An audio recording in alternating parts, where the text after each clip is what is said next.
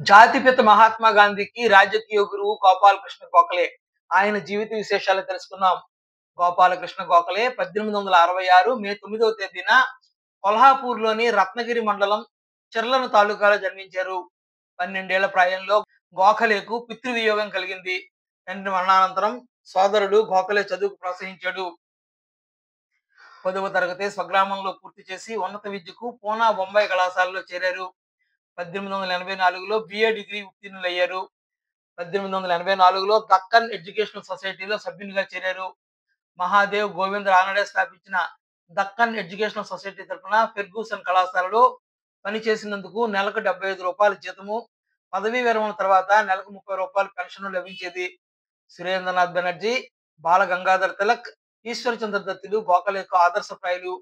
తొలి రోజుల్లో ఫెర్గూసన్ కళాశాలలో పూర్ణ భాషా సాహిత్య అధ్యాపకునిగా చేరిన ఆ తరువాత దేశ చరిత్ర, గణితం, ఆర్థిక శాస్త్రాలను గోఖలే బోధించారు.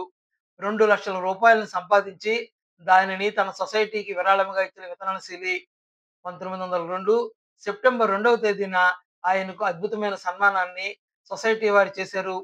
1889లో గోఖలే కొంతకాలం రాజ్యాంగ పద్ధతులు, హిందూ దేశ ఆర్థిక స్థితిగతులకు ప్రాధాన్యత ఇచ్చే ఒక త్రైమాసిక పత్రికకు సంపాదకునిగా పనిచేశారు. ఆ తరువాత సుధాకర ఆంగ్ల మహారాష్ట్ర పత్రికలు కూడా సంపాదకునిగా సేవలందించారు. 1897లో విక్టోరియా మహారాణి వేసిన వెల్బీ కమిషన్ సంఘ సమావేశానికి దాదాబాయి నౌరోజీతో సహా పాల్గొని అద్భుతమైన ప్రసంగం చేసి అందరి మెప్పు పొందారు.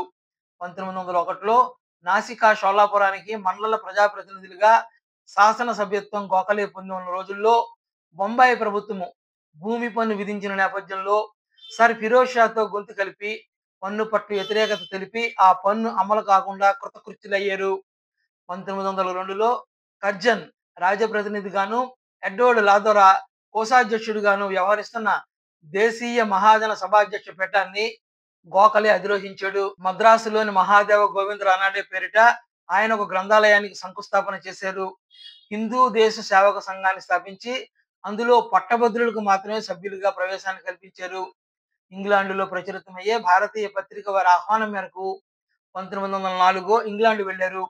నిర్బంధ విధానము, ఉన్నత విద్యా ప్రతిబంధకాల గురించి చర్చించేందుకు 1906లో రెండవసారి ఇంగ్లాండ్కు వెళ్లి సమస్యలు వివరించి వంగ రాష్ట్రంలో ఇంగ్లీషు వారి ప్రతినిధిగా ఉన్న పుల్లర్ను తిరిగి ఇంగ్లాండ్కు పంపించడంలో కృతకృత్యులయ్యారు. అత్యంత ప్రతిష్టాత్మకమైన రాయల్ కమిషన్లో సభ్యులుగా వ్యవహరించారు. 1889లో రాజకీయాల్లోకి ప్రవేశించిన గోపాలకృష్ణ గోఖలే 1905లో కాంగ్రెస్ పార్టీకి అధ్యక్షులయ్యారు. 1906 జూన్ 12వ తేదీన సర్వెంట్స్ ఆఫ్ ఇండియా సొసైటీని స్థాపించారు.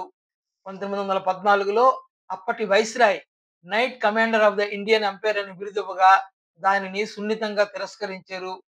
రాజకీయ, ఆర్థిక, సాంఘిక శాస్త్రాల్లో దిట్టగా పేర్గాంచిన గోపాలకృష్ణ గోఖలే 1915 ఫిబ్రవరి 19వ తేదీన స్వర్గస్థులయ్యారు.